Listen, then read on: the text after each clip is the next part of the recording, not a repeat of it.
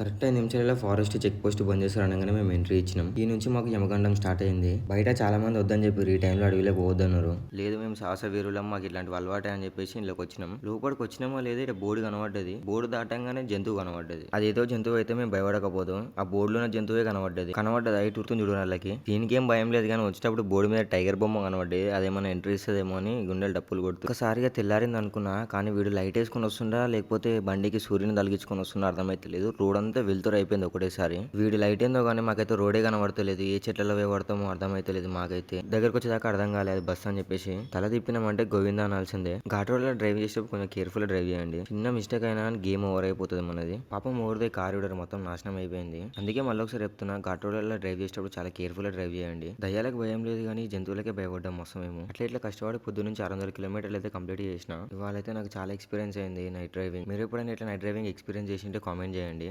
మేమైతే శ్రీశైలం రీచ్ అయిపోయినాం. వీడియోని లైక్ చేయని వాళ్ళు లైక్ చేయండి. లైక్ చేసి పెట్టుకొని రేపటి పాటలో కలుద్దాం.